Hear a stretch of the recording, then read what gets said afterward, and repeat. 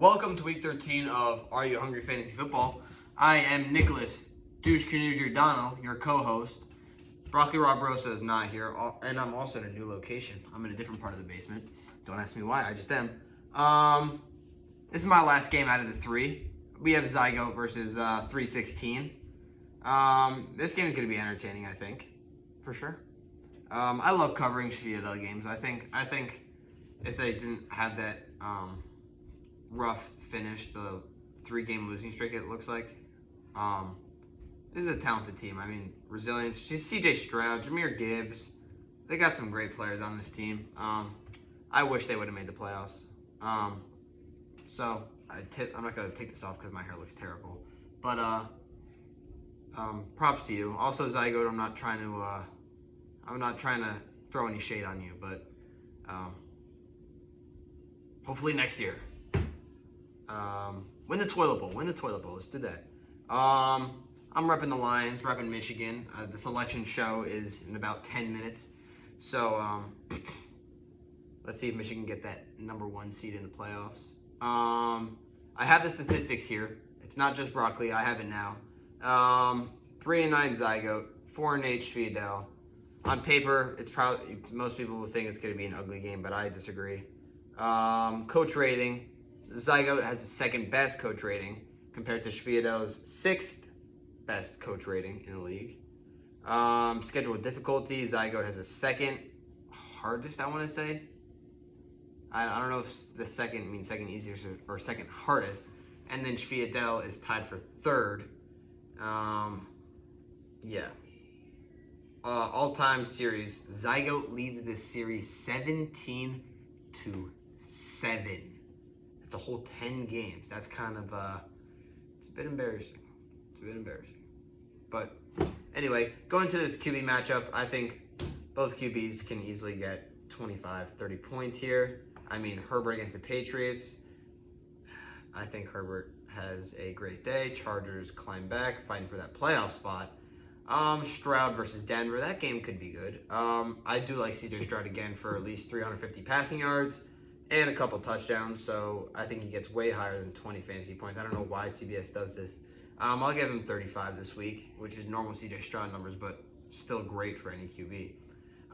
Ramondre and Kareem Hunt versus Zach Moss and Jahmyr Gibbs.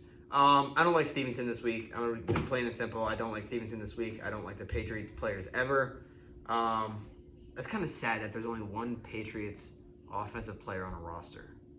And it's Stevenson. Unless someone has Juju. That would be stupid. Or Mac Jones. Anyway, Kareem Hunt against the Rams. I do like today, actually. I like him to be top 5 in rushing yards this week in the NFL. I'll give him 117 rushing yards. Maybe a touchdown, maybe not. I do like Kareem Hunt this week, though. Zach Moss. Jonathan Taylor, obviously out. Good job there by Shviadel. I think I dropped Zach Moss earlier this season. She picked him up. Good move. I don't know if he's going to do good this week. I mean, he struggled when I had him earlier. Oh, no, that was the other guy. Never mind. I don't think I ever had him. I had Deion Jackson. Scratch that. Although I think Zach Moss will have a good day. He's bound to score a touchdown. I do like Indianapolis to absolutely kill Tennessee today. So I think Zach Moss has a good day. Jahmyr Gibbs, I think, also has a good day. His speed, too much for the Saints. Give him a touchdown. Give him a lot of receiving yards. Good amount of rushing yards. And we're all happy. So I think I'll give the edge to Shviadel there, even though Kareem Hunt will have a good day. Deontay Johnson and Tyler Boyd against Mike Evans and Michael Pittman. Not the prettiest wide receiver matchups. I do like Deontay Johnson for a little over 60 yards this week. Maybe he gets lucky with the touchdown, but probably not. So I don't know if I really like him. 60 yards isn't really good for fantasy football, especially non-PPR. But I think they rely on the run game. I don't think they'll have to do much against Arizona to win. Even though Arizona did beat Dallas. Don't forget they beat Dallas week 3. Yeah, week 3. Tyler Boyd against Jacksonville Monday night. Don't like him at all. I'm just going to be honest. Yeah, it's actually not good at all. Mike Evans against Carolina, divisional matchup. That is going to be insane. He's so good. Every year he just does Mike Evans stuff. Against a divisional matchup, which he usually does good against, especially the Saints, I'm pretty sure. But this week it's Carolina, who is definitely a worse team than the Saints. I like him for over 15 this week.